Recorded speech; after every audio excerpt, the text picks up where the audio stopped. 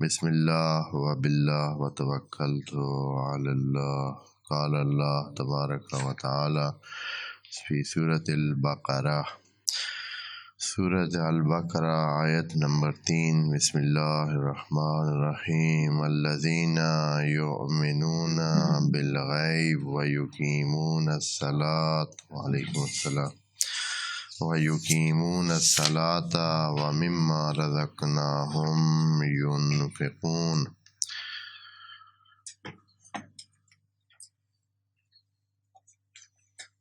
وَالَّذِينَ يُؤْمِنُونَ بِمَا أُنزِلَ إِلَيْكَ وَمَا أُنزِلَ مِن قَبْلِكَ وَبِالْآخِرَةِ هُمْ يُوقِنُونَ۔ أُولَئِكَ عَلَىٰ هُدًى مِّن رَّبِّهِمْ وَأُولَئِكَ هُمُ الْمُفْلِحُونَ۔ صدق اللہ العظیم۔ سورہ بقرہ کی آیت نمبر 3 میں ابھی بات جاری ہے۔ بہت ہی بنیادی قسم کی باتیں ان پہلی 5 آیات میں مذکور ہیں، جس کی وجہ سے ہم بڑے آرام سے اس پر بات کر رہے ہیں اور آہستہ سے آگے جا رہے ہیں۔ خود آیت نمبر 3، اس میں پوری ایک منظومہ ہے اعتقادات کی یا عقیدے کی اور عمل کی۔ تو اس منظومہ کے پہلے دو فراز اردو میں اور فریز انگریزی میں، وہ ہم طے کر چکے ہیں۔ یؤمنون بالغیب و یقیمون الصلاۃ، پہلے انسان ایمان بالغیب کا قائل ہوتا ہے جب یہ سوچ لیتا ہے کہ وہ اس غیبی وجود کو مانتا ہے اور پھر اس کے ساتھ وابستہ دوسرے جو غیب کی باتیں ہیں ان کو مانتا ہے، تو پھر اس کے ساتھ جڑنے کا جو طریقہ ہے کہ اب اس غیب سے انسان کیسے جڑے، تو اس کے لیے یہ ہے کہ وہ اقیم الصلاۃ، یعنی اپنے آپ کو باقی جو حاضر اور مادی چیزیں ہیں ان سے کاٹ لے، ان سے جدا کرے اور اس غیب سے جڑ جائے، خود بھی اس غیب سے جڑ جائے۔ یہ انسان کے اس غیب کے ساتھ جڑنے کا راستہ ہے، یقیم الصلاۃ، جس کے بارے میں ہم بہت مفصل بات پچھلی 5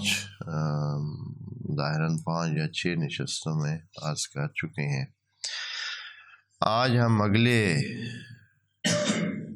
جملے کی طرف جاتے ہیں اور وہ ہے وَمِمَّا رَزَقْنَاهُمْ يُنْفِقُونَ۔ یہ متقی جن کی خصوصیات یہ تھیں کہ یؤمنون بالغیب تھے وَيُقِيمُونَ الصَّلَاةَ تھے، ایک اور مرحلہ بھی ہے جو یہ طے کرتے ہیں، متقی لوگ طے کرتے ہیں، اور وہ یہ ہے کہ مِمَّا رَزَقْنَاهُمْ يُنْفِقُونَ، جو ہم نے ان کو رزق دیا ہے اس میں سے یہ انفاق کرتے ہیں۔ یہ جو مِمَّا رَزَقْنَاهُمْ، ایک تو مِمَّا میں پہلے ہی بات کر لیتے ہیں، مِمَّا اس میں سے، یعنی خدا کریم ہم سے تمام اپنی موجودہ جو مالیت ہے ہماری یا جو کچھ ہمارے پاس ہے، جو کچھ بھی ہے وہ سارا نہیں مانگ رہا ہے۔ مما یہ دلیل ہوتی ہے اس بات کی کہ تھوڑا سا، اس میں سے تھوڑا، یعنی سارا نہیں، آدھا بھی نہیں، نصف بھی نہیں، اس میں سے کچھ۔ جہان میں جتنی بھی چیزیں ہیں وہ سب اس طرح ہیں کہ کچھ اس میں سے وہ چھوڑ دیتے ہیں، چھوٹ جاتا ہے، رہ جاتا ہے، استعمال نہیں ہوتا ہے۔ کوئی بھی چیز آپ لے لیں، ابھی مثال عرض کرتا ہوں، تو خدا کریم بھی چاہ رہا ہے کہ جو آپ کے پاس ہے اس کو آپ بھی سارا نہ استعمال کریں، آپ بھی تھوڑا سا چھوڑ دیں، تھوڑا سا دے دیں۔ ہر چیز جو اپنے سے تھوڑا سا دے دیتی ہے، ہر چیز جو بھی ہے جب استعمال ہوتی ہے، مثال اب پھل لے لیں، فروٹ لے لیں، اب کچھ حصہ آپ کھاتے ہیں اور کچھ اس کا ایک چھلکے نام کا چیز ہے جس کو آپ چھوڑ دیتے ہیں، کچھ اور حصہ چھوڑ دیتے ہیں۔ لباس لے لیں، آپ لباس پہنتے ہیں تو آخر تک اس کو گھسا کے تو نہیں چھوڑتے ہیں، ابھی بہت مناسب ہوتا ہے کہ آپ اس کو چھوڑ دیتے ہیں، اب دوسرا چاہے اسے استعمال کرے یا کسی اور کام آ جائے، بہت کچھ اس میں سے بچ جاتا ہے۔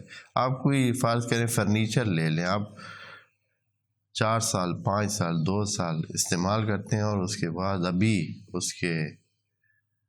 اس کی شکل و صورت فرنیچر والی ابھی ہوتی ہے، اب وہ اسی انداز میں ہوتا ہے کہ آپ کیا کر دیتے ہیں، آپ اس کو چھوڑ دیتے ہیں۔ کوئی اور چیز لے لیں، کچھ بھی ہے، ابھی اس میں وہ چیز ہوتی ہے کہ اس کا وہی نام ہوتا ہے ابھی، پھر بھی آپ اس کو چھوڑ دیتے ہیں، چھوٹ جاتی ہے، وہ والی نہیں رہ جاتی۔ اسی طرح جو بھی چیزیں ہیں وہ ساری اس پہلے مصرف میں نہیں جاتی، پہلے مصرف سے رہ جاتی ہیں کچھ اور پھر وہ تو ہر چیز میں ایسے ہے۔ تو انسان، تیرے پاس جو چیزیں ہیں تو بھی تو کچھ اس طرح کر لے، ساری کو خود ہی استعمال نہ کر، کچھ چھوڑ دے اور مما تھوڑا سا دے دے، بس سارا نہیں مانگا ہے خدا کریم نے، یہ رعایت کیا اور یہ بھی طے نہیں کیا ہے۔ مزے کی بات یہ ہے کہ اس میں یہ طے نہیں ہے کہ آپ 5%، 10%، 20% دیں، وہ واجب زکوٰۃ یا جو خمس کا سلسلہ ہے وہ علیحدہ، اس میں تو طے شدہ ایک سلسلہ ہے، یہ عمومی ہے جو بھی آپ کے پاس ہے، اور یہ اموال پر بھی نہیں، کیونکہ زکوٰۃ تو صرف اموال پر ہے۔ پہلے میں عرض کر چکا ہوں دوستوں کہ خمس بھی زکوٰۃ ہی ہے، خمس بھی زکوٰۃ ہی، انشاءاللہ اپنے جگہ پہ جب یہ بات ہوگی تو عرض کریں گے کہ خمس کوئی آیا چیز نہیں ہے، وہ بھی زکوٰۃ ہی ہے، صرف وہاں کیونکہ پرسنٹیج اس کا بہت بڑا ہے تو خدا کریم نے اس کو خمس کے نام پر ذکر کر دیا، باقی سارے کم ہیں لیکن خمس جو ہے وہ بہت بڑی مقدار ہے جو دینی ہوتی ہے، اس لیے اس کو 5واں حصہ جو ہے دیا ہے، باقی 10واں حصہ، 20واں حصہ اور 40واں حصہ ہے۔ 10واں حصہ بھی کم ہوتا ہے، 20واں اس سے کم ہوتا ہے اور 40واں اس سے بھی کم تر ہوتا ہے۔ تو چونکہ خمس بہت بڑا حصہ نکالنا ہوتا ہے تو خدا کریم نے غنائم میں 5واں حصے کا خمس، اور یہ قرآن میں ذکر ہے، کوئی مسلمان اس کو جھٹلا نہیں سکتا ہے اور نفی نہیں کر سکتا ہے۔ تو یہاں مما کا تھوڑا سا بھی دے دیں تو مما ہو جاتا ہے، من ما، اصل میں تو من ما ہے نا، آپ دوست جو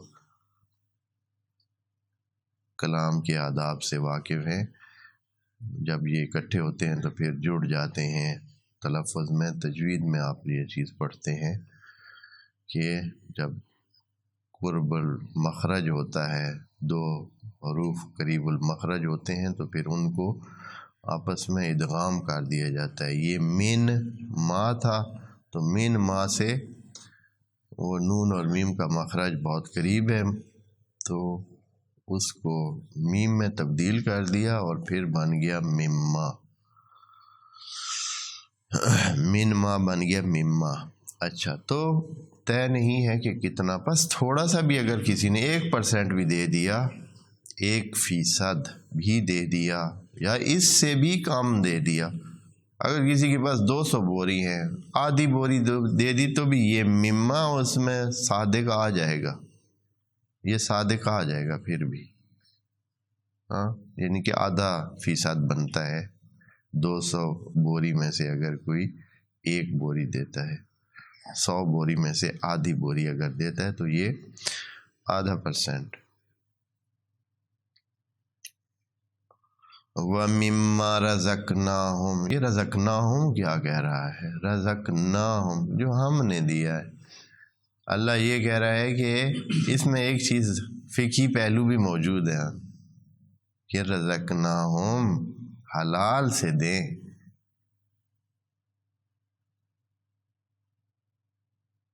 یہاں آ کر بہت ساری گیم چینج ہو جاتی ہے، دینے والے بھی ابھی موجود بھی ہیں، دسترخوان لوگوں کے چل رہے ہیں، بعض معروف کمپنیاں اور بعض معروف لوگ ہیں، ان کے دسترخوان چل رہے ہیں، ہزاروں انسان اس پہ کھانا کھا رہے ہیں روزانہ، لیکن یہ پیسہ ان کے پاس آیا کیسے ہے؟ یہ ان کے اپنے کارناموں کی کارستانی ہے، اللہ کا دیا ہوا رزق نہیں ہے، یہ حلال کا رزق نہیں ہے، اس لیے کہ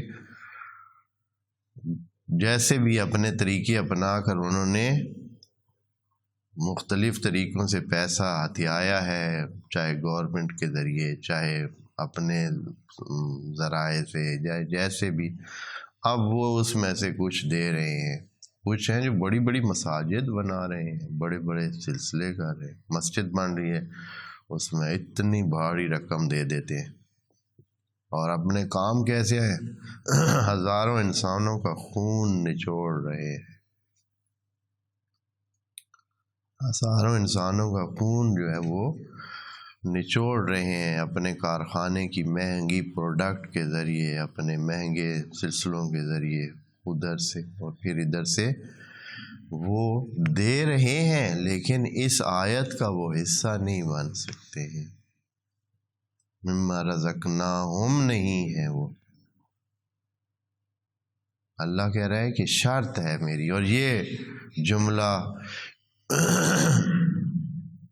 مما رزقناہم ينفقون قرآن میں 20 بار آیا، اقیم الصلاۃ آپ کہہ سکتے ہیں کہ سینکڑوں بار آیا ہوا ہے، ساتھ ہی وَمِمَّا رَزَقْنَاهُمْ یا آتَوُا الزَّکَاۃ، اس طرح کا جملہ ساتھ، یہ 20 بلکہ کہہ سکتے ہیں 85 مرتبہ آیا ہوا ہے۔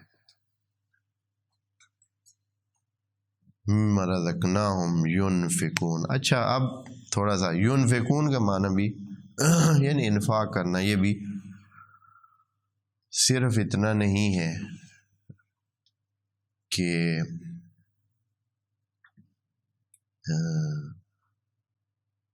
دوسروں کو دینا،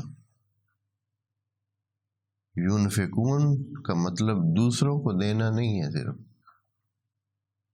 ينفقون یعنی انفاق کرتے ہیں، خرچ کرتے ہیں، خود پہ خرچ کریں، دوسروں پہ کریں، فی سبیل اللہ کریں۔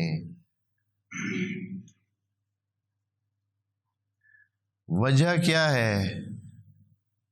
اب اس کے جو پہلو ہیں ان پہ ہم آتے ہیں کہ کیا وجہ ہے اللہ تو نے یہ انفاق کی بات کی ہے، دینے کی بات کی ہے؟ یہ مسئلہ صرف یہ ہوا دینا ہے بس، اب کیا دینا ہے وہ بھی نہیں بتایا، کس کو دینا ہے وہ بھی نہیں بتایا۔ خدا کریم یہ کہنا چاہتا ہے کہ انسان تو دینے والا بن، اس لیے کہ خدا کریم سے تو جو جڑا ہے، اللہ سے جڑا ہے، تو اللہ کی جو وعلیکم السلام تمام صفات کی بڑی صفت کیا ہے؟ تمام صفات میں جو موجود ہے، ساری صفت علیحدہ علیحدہ ایک مظہر رکھتی ہے، لیکن تمام صفتوں میں ایک چیز جامع ہے، اور وہ یہ ہے کہ وہ دینے والا ہے۔ کرم ہے تو دوسروں کو دے گا، رحیم ہے تو دوسروں کی وجہ سے، کریم ہے تو دوسروں پر، رازق ہے تو دوسروں پر، مالک ہے تو دوسروں پر، خالق ہے تو دوسروں پر، یعنی تمام صفات میں ایک چیز مشترک ہے، اور وہ یہ ہے کہ کیا کرتا ہے، وہ دینے والا ہے، اس میں وہ لینے والی کیفیت نہیں ہے، تعامل نہیں ہے، دو طرفہ نہیں ہے۔ خدا کے ساتھ یہ نہیں کہ کچھ دوسرے دیں گے یا کچھ ان سے بھی لے گا، نہیں، یک طرفہ ہے، اس نے جو دیا ہے وہ یک طرفہ ہے، اس کی صفات میں یک طرفہ سلسلہ ہے، اور یک طرفہ کام ہے، دینے والا ہے، جو بھی چیز اس نے کی ہے وہ دینے، آگے چاہے وہ بندہ اپنے خرابیوں کی وجہ سے اس کے خمیازے بھگتتا رہے، غلطیاں، آپ نے کسی کو 100 روپیہ دے دیا، اب چاہے وہ جا کر کیا لے لے، سگریٹ لے لے اور پیتا رہے، اپنا نقصان بناتا رہے، تو وہ اس کے اپنے کارنامے ہیں۔ آپ نے تو اسے ایک اچھی چیز دے دی، اللہ کی طرف سے بھی نعمات اسی طرح آئی ہوئی، باقی وہ انسان کیا کرتا ہے اور کس طرح اپنے آپ کو پھندوں میں ڈالتا ہے، وہ انسان کی اس میں۔ پس خدا کریم یہ چاہ رہا ہے کہ اے انسان، جب تو میرے ساتھ وابستہ ہو گیا ہے تو اب کیا کر، اب تو بھی دینے والا بن جا، تو بھی دینے والا بن جا۔ اور یہ بہت بڑا مسئلہ ہے، یہ دینے والا بننا کوئی آسان کام نہیں ہے۔ لینے والے تو ہر کوئی ہے، لینے والے سارے ہی ہوتے ہیں، لیکن دینے والا بننا جو ہے یہ بہت مشکل کام ہے، مشکل کام ہے۔ خدا کریم نے قرآن میں سورہ حشر کی آیت نمبر 9 میں کہا ہے کہ وَمَنْ يُوقَ شُحَّ نَفْسِهِ فَأُولَئِكَ هُمُ الْمُفْلِحُونَ، اگر کوئی بندہ اپنے اس بخیلی کو روک لے، اپنی بخیلی سے بچ جائے، تو یہ لوگ فلاح پا جاتے ہیں۔ اور اس آیت کی، اس 5ویں اگلی آیت کے آخر میں بھی کیا ہے، اولئک علی ھدی من ربہم واولئک ھم المفلحون۔ یہ پوری جو لائن ہے، یعنی متقیوں کی جو صفات ہیں، اس کے آخر میں یہ ہے کہ اولئک علی ھدی من ربہم واولئک ھم المفلحون۔ اور ادھر سورہ حشر میں اور سورہ تغابن میں بھی آیت نمبر 16 ہے ظاہراً، اس میں بھی یہی جملہ خدا کریم نے کہا ہے، وَمَنْ يُوقَ شُحَّ نَفْسِهِ، جو اپنی بخیلی سے بچ جائے، یوکا اسی وقع یقی سے ہے، مجہول ہے، جو بچ جائے اپنی بخیلی سے۔ بس انسان اندر سے کیا ہے، بڑا ہی بخیل ہے، اور اس سے بچنا، اس قید سے نکلنا، وَمَنْ يُوقَ شُحَّ نَفْسِهِ فَأُولَئِكَ هُمُ الْمُفْلِحُونَ۔ اور خدا کریم نے باقاعدہ بتایا ہے کہ یہ جو ہم کام آپ کو کہہ رہے ہیں کہ آپ کریں، انفاق کا، اس کی وجہ کیا ہے، کیا چاہتے ہیں، اے اللہ کیا مسئلہ ہے، کیا چاہتے ہیں، تو خود دے دے۔ اگر غریبوں تک کوئی چیز پہنچانی ہے تو خود دے دے۔ یہ جو ہم سے چاہ رہا ہے تو یہ کیا ہے، تیرے پاس تو سب کچھ ہے، تو سب کچھ کر سکتا ہے، جو ہمیں دیا ہے وہ بھی تو نے دیا ہے، تو پھر خود ہی دے دے ادھر۔ تو خدا کریم فرماتا ہے کہ یہ نہیں، جیسے میرے ساتھ جڑنے کے لیے تمہیں تمام دنیا کی قید سے نکلنا پڑتا ہے نماز کے لیے۔ اقامہ نماز میں ہم عرض کر چکے ہیں کہ وہ ساری دنیا کی قید سے آدمی کچھ ٹائم کے لیے آزاد ہوتا ہے۔ کچھ بھی دنیا میں اس کے لیے اس وقت مہم نہیں ہے، سب چیزوں کو وہ چھوڑ چکا ہے۔ مال ہیں چھوڑ چکا ہے، اموال ہیں چھوڑ چکا ہے، اولاد ہے اس کو پیچھے چھوڑ دیا، اور کوئی اس کے دل لگی کے اسباب ہیں سب کو چھوڑ کے آیا ہوا ہے۔ کھانا پینا، رہنا سونا، بستر، اچھی جگہ، ہر قسم کے ہر حوالے سے سب کو چھوڑ کے اللہ کے حضور آیا ہوا ہے، اور بھولا ہوا ہے سب کو، دنیا کی قید سے کچھ ٹائم کے لیے آزاد ہوا ہے۔ اسے پرواہ نہیں ہے ان لمحات میں، نماز کے ٹائم میں اسے پرواہ نہیں ہے کہ کیا ہو رہا ہے پیچھے۔ خدا کریم کہتا ہے کہ اس ساری جو قید سے رہائی کا جو اگلا اور زیادہ مہم مسئلہ ہے، ابھی تو صرف قید سے رہا ہوئے ہو، اب اس سے اگلا مرحلہ بھی سٹیپ لے لو۔ اگلا مرحلہ کیا ہے کہ خود سے دو، جو تمہارے اندر ہے اس کو بھی باہر نکالو۔ ابھی تو خود تم دنیا کی قید سے باہر آئے ہو، لیکن کچھ دنیا تمہارے اندر گھسی ہوئی ہے، اور وہ کیا ہے؟ مال کی محبت۔ مال کی محبت اندر گھسی ہوئی ہے، چاہے نماز میں کھڑے ہو لیکن وہ چیز اندر موجود ہے۔ اب اس قید سے بھی نکلو، اس مصیبت جو اپنے اندر ہے، شح نفس ہی ومن یوک شح نفس ہی، شح نفس وہ اندر ہے، بخیلی اندر ہے، اس سے بھی نجات پاؤ اور باہر آ جاؤ۔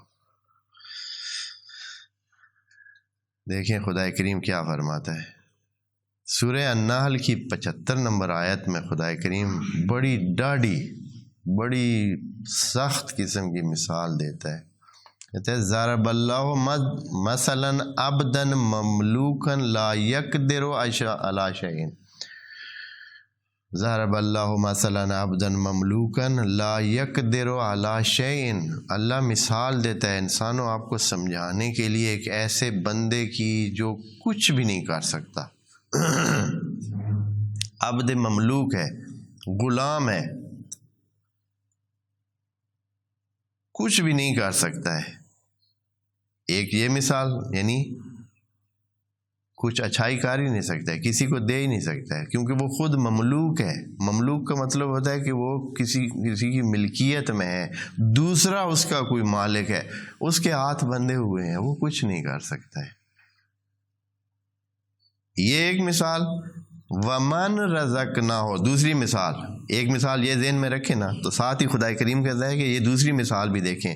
ومن رزقناہ منا رزقا حسنا، اور دوسری طرف ایک ایسا بندہ بھی ہے جس کو ہم نے رزق دیا ہے، فَهُوَ يُنْفِقُ مِنْهُ سِرًّا وَجَهْرًا، اور وہ اس سے بانٹتا ہے، خرچ کرتا ہے، سامنے سمٹ بھی اور چھپ چھپ کر بھی، بغیر بتائے کہ بھی وہ بغیر اعلان کیے لوگوں کو دیتا ہے، اور کبھی سامنے بھی دیتا ہے، کوئی حرج نہیں ہے، ہاں دیتا ہے۔ حل یستوون، تو کیا یہ دو برابر ہیں؟ یعنی خدا کریم یہ کہہ رہا ہے کہ ایک قیدی بنا ہوا ہے، اپنے مال کا قیدی بنا ہوا ہے، دے نہیں سکتا ہے، ہاتھ اس کے بندے بند ہیں، اور ایک طرف ایک بندہ ہے جو آزاد ہے، وہ مال کا قیدی نہیں ہے، مال اس کا خادم ہے، وہ مال سے خدمت لے رہا ہے، وہ مال کو اپنا خادم بناتا ہے اور دیتا ہے، وہ مال کا پابند نہیں بنا ہوا ہے، مال کی قید میں پھنسا ہوا نہیں ہے۔ اور وہ بندہ جو کہ مال کی قید میں پھنسا ہوا ایسے ہے جیسے غلام ہوتا ہے، بس جو بندہ دیتا نہیں ہے، مال رکھ کے بیٹھا ہے، وہ مال کا خدمت گزار ہے، مال کا مملوک ہے، مال اس کا مالک بنا ہوا ہے، اس لیے کہ وہ اسے دینے جو نہیں دیتا ہے۔ اگر یہ مالک ہے تو پھر خرچ کرے نا، ہمت کرے نا۔ اگر یہ مالک ہے تو پھر ہمت کرے گا، اس کو خرچ کرے گا۔ اب خرچ نہیں کر رہا ہے، اس کی کیا کر رہا ہے؟ دھیان کر رہا ہے، حفاظت کر رہا ہے، اس کو بچا رہا ہے، اس کے لیے دن رات اپنا جاگتا ہے، کوشش کرتا ہے کہ دور نہ جائے، کہیں اس کو گزند نہ پہنچ جائے، کہیں اس کو نقصان نہ ہو جائے مال کو۔ خوب یہ خدمت ہی ہوئی نا۔ یعنی اب خود بندہ سوچے کہ یہ بندہ مالک ہے یا مال مالک ہے۔ اگر یہ مالک ہے تو مال اس کی حفاظت کرے، مال اس کے فائدے کے لیے ہو، مال اس کو جو ہے وہ سارے سلسلے پیش کرے۔ لیکن اب کیا صورتحال بنتی ہے کہ انسان کو اس کے لیے جاگنا پڑتا ہے، انسان کو اس کے لیے دھیان کرنا پڑتا ہے انسان، اور پھر دینا بھی نہیں ہوتا ہے۔ جب دینا نہیں ہوتا ہے تو اس کا مطلب ہے اس کے ہاتھ بندھے ہوئے ہیں۔ جب نہیں دیتا ہے تو یہ ایک قسم کا قیدی ہے۔ پھر مثال عرض کرتا ہوں، ضرب اللہ مثلا عبدا مملوکا، اللہ مثال دیتا ہے آپ کو ایک ایسے عبد مملوک کی لا یقدر علی شیء، جو کچھ بھی نہیں کر سکتا ہے، یعنی ہاتھ دست اس کے بند ہیں، وہ مالک کی اجازت کے بغیر کسی کام کا نہیں ہے، کوئی کام کر ہی نہیں سکتا۔ اور دوسری طرف وَمَن رَزَقْنَاهُ مِنَّا رِزْقًا حَسَنًا فَهُوَ يُنْفِقُ مِنْهُ سِرًّا وَجَهْرًا، اور جس کو ہم نے رزق دیا ہے اور وہ دیتا ہے اللہ کے راستے میں، يُنْفِقُ مِنْهُ، البتہ نہیں کہا ہے کہ فی سبیل اللہ، یقیناً جدھر مرضی ہے خرچ کرے، سِرًّا وَجَهْرًا هَلْ يَسْتَوُونَ، کیا یہ دو برابر ہیں؟ الحمدللہ بل اکثرہم لا یعلم۔ لیکن مزے کی بات ہے کہ انسانوں کو اس طرف توجہ ہی نہیں ہے، وہ اس چیز کو جانتے ہی نہیں۔ وہ مال کو سمیٹ کر اپنے پاس رکھ کر سمجھتے ہیں کہ وہ مالک ہیں اور وہ آزاد ہیں، حالانکہ یہ لوگ آزاد نہیں ہیں۔ پس انسان کی حریت کی علامت کیا ہے؟ کہ وہ انفاق کرے، وہ دے، وہ اپنے مال کو خرچ کرے۔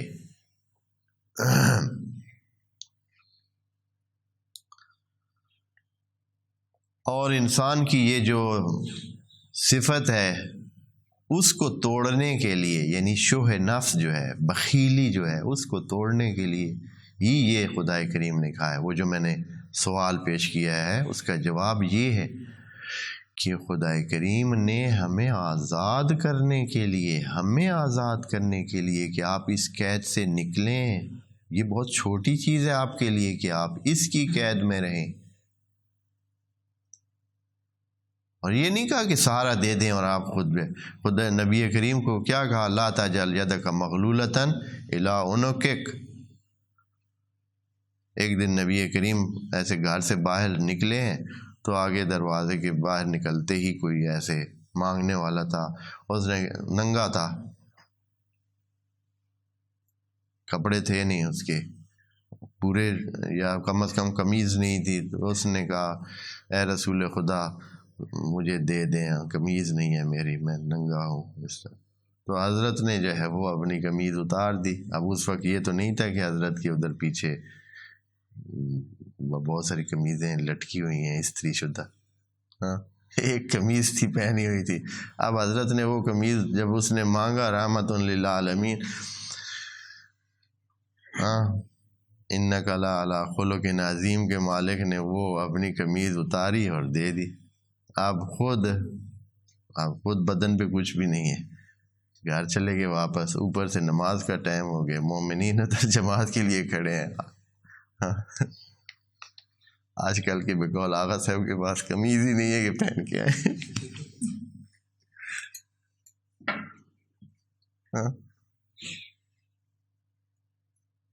خب نہیں تھی، کیا کیا جا سکتا ہے؟ ابھی اس کے بعد ایسی حالت میں مسجد میں آ کر نماز پڑھنا، تو آیت نازل ہوئی، کہا کہ اے رسول اے نبی لا تجعل یدک مغلولۃ الی عنقک، ہاتھ کو اس طرح بالکل گردن کے ساتھ بند بھی نہ رکھ، میں نے نہیں دینا۔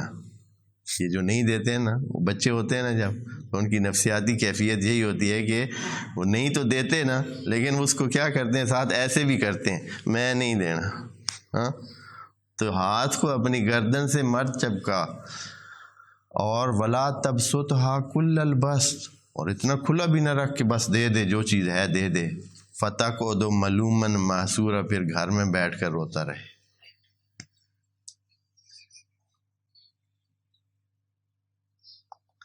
تقعد ملوما محسورا، اگر نہ دیتا تو ملوم ہوتا، اگر اب دے بیٹھا ہے، بالکل دے دیا، کل البس کر دیا ہے، تو محسور ہے، یعنی اب حسرت میں بیٹھا ہے کہ کوئی قمیض ہوتی تو ہم بھی مسجد میں جا کے نماز پڑھتے۔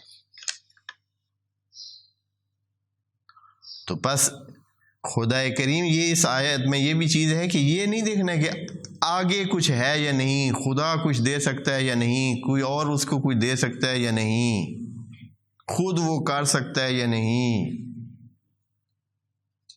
بہت ساری چیزیں ہم دوسری طرف دیکھنا شروع کر دیتے ہیں کہ خود کر سکتا ہے یا نہیں، یا مثلا فلاں کوئی اور اس کو دے سکتا ہے یا نہیں، فلاں جگہ سے یہ لے سکتا ہے یا نہیں۔ نہیں، آزمانا آپ کو ہے، اس قید سے نکالنا آپ کو ہے۔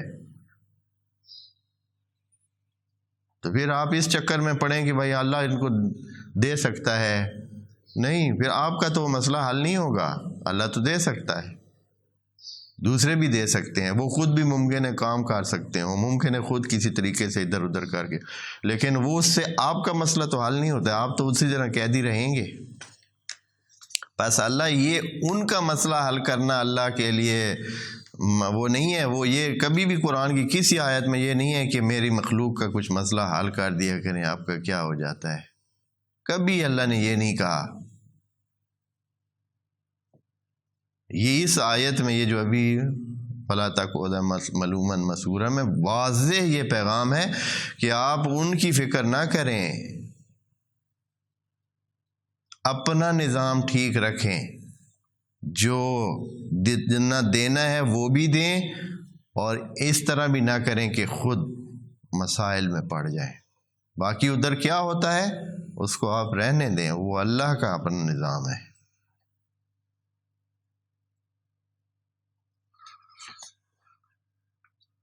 تو خدا کریم نے انسانوں کی یہ صورتحال چاہی ہے، اور یہ بھی بتا دیا کہ انسانوں آپ کے اندر جو چیز ہے وہ اس طرح ہے۔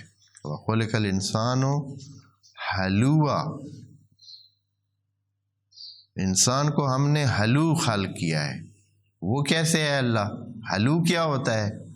بڑا نواں قسم کا نیا لفظ ہے، ہاں، تو خود ہی قرآن نے تشریح کر دیا، اذا مسہ الشر جزوعا، جب اس کو کوئی مصیبت آتی ہے تو وائے غذائے ڈال دیتا ہے، آ لوئے لٹے گئے ہیں، آ لوئے پٹے گئے ہیں۔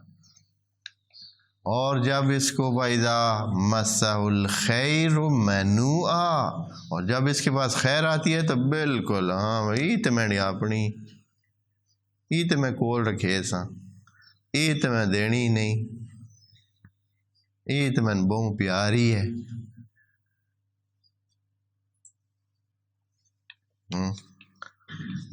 یہ انسان کی خصلت ہے، اور خدا کریم چاہتا ہے کہ یہ خصلت انسان اپنے سے دور کر کے اس وجود کریم اور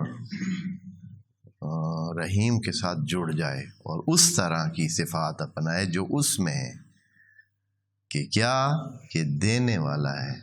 ید اللہ ہی العلیٰ، قرآن کی آیت میں ہے کہ اللہ کا ہاتھ اوپر والا ہاتھ ہے، یہ ہاتھ نہیں ہے اللہ کا، اللہ کا ہاتھ یہ ہاتھ، ید اللہ ہی العلیٰ، وہ جو اوپر والا ہاتھ ہے، یعنی دینے والا ہاتھ اللہ، اور وہ یہی چاہتا ہے کہ انسان بھی کیا بنے، اسی صفت میں آئے اور دینے والا بنے اور منفق بنے۔ اچھا، یہ تو ایک وجہ ہوئی۔ سب سے پہلے تو ہمیں اس قید سے نکالنا جو ہے خدا کریم کا مقصد ہے کہ ہم وہ اس غلام کی طرح قیدی بن کے نہ رہیں جو حر نہیں ہے، جس کے ہاتھ بندھے ہوئے ہیں، وہ کچھ نہیں دے سکتا، کچھ نہیں کر سکتا۔ تو ہم اپنے اتنے مال ہوتے ہوئے جو بھی ہمارے پاس ہے، اب یہ جو چیز ہم نے مما رزقناہم میں عرض کیا ہوا ہے کہ یہ کچھ بھی ہے آپ کے پاس، ہمارے پاس بیسیوں چیزیں ہیں جو ہمارے پاس موجود ہیں، مال ایک چیز ہے۔ ہمارے پاس رحم ہے، ہمارے پاس فرض کریں کہ جسمانی طاقت ہے، ہاتھوں میں طاقت ہے، پاؤں میں طاقت ہے، بولنے کی طاقت ہے، غصہ ہے ہمارے پاس، اور کچھ نہیں ہے تو ہاں، غصہ بھی کام کی چیز ہے، ادھر دیں جہاں ضرورت ہے،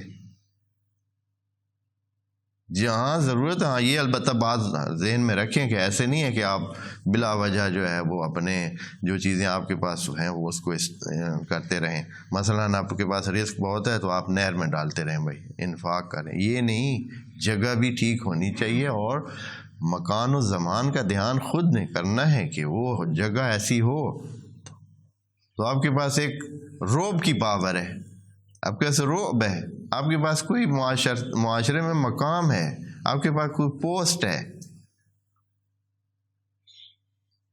بیسیوں چیزیں ہیں جو انسانوں کے پاس ہوتی ہیں، بیسیوں چیزیں ہوتی ہیں۔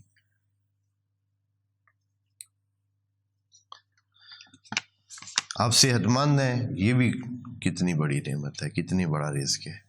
بس رزق صرف مال نہیں ہوتا ہے، رزق ہزاروں چیزوں پر مشتمل مختلف چیزیں ہیں، ہر کسی کے پاس رزق کا کچھ نہ کچھ ہوتا ہے۔ اللہ بھی وہی چاہ رہا ہے، ہاں، لا یکلف اللہ نفسا الا وسعہا، کسی کے پاس اگر ہے نہیں وہ چیز تو اللہ نے اس سے مانگا بھی،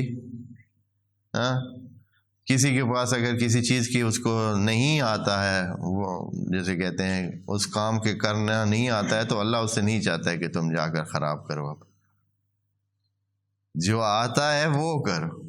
ہاں، جس کے پاس علم نہیں ہے مثلاً خاص قسم کا، اب اس کو پڑھانے کی ضرورت نہیں ہے، جس کے پاس وہ ہے وہ پڑھائے۔